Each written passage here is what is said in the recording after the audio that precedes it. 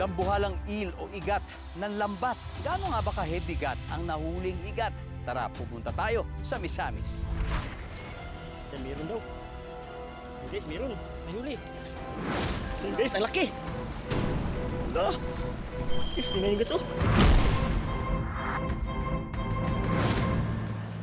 Bukod sa karagatan, ang mga ilog ang isa sa pangunahing source ng pagkain at inumin ng maraming Filipino.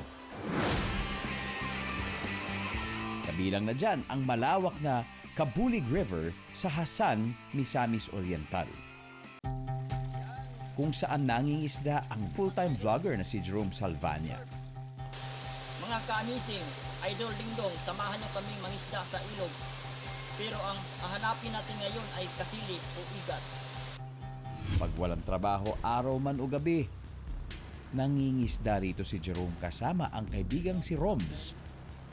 At madalas siniswerte. Yan. Ayan mga idol, ayan. Yan, jackpot. Buti na lang nahuli ko. Yan.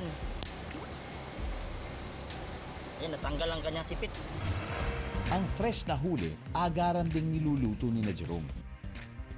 At ang catch and cook videos, mabilis na-upload sa kanyang YouTube channel.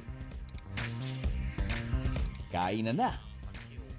Pinaka-enjoy sila sa panghuhuli ng mga eel o igat na kung tawagin nila ay kasili.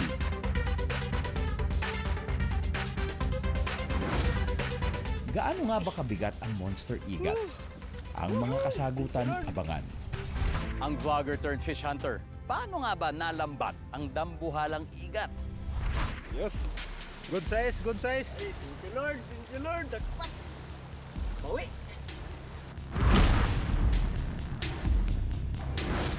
Matagal-tagal na ring nangingisda sa Kabulig River si Jerome Salvania kasama ang kaibigan nitong kapwa vlogger na si Roms.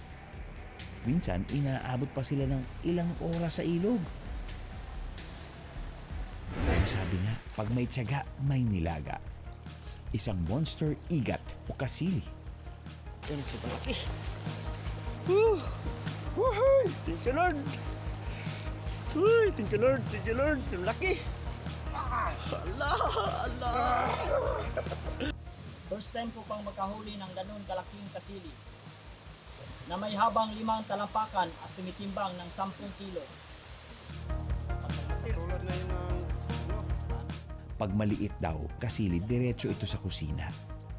Pero kapag dambuhala, Kapag malaki ang nahuhuli namin kasili ay binibinta agad namin sa halagang 250 to 300 ang kilo. ayon sa isang pag-aaral, Class A daw ang Kabulig River Basin. Ibig sabihin, hindi polluted ang tubig dito.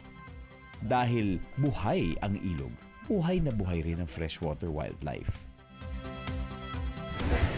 Pat! Woo!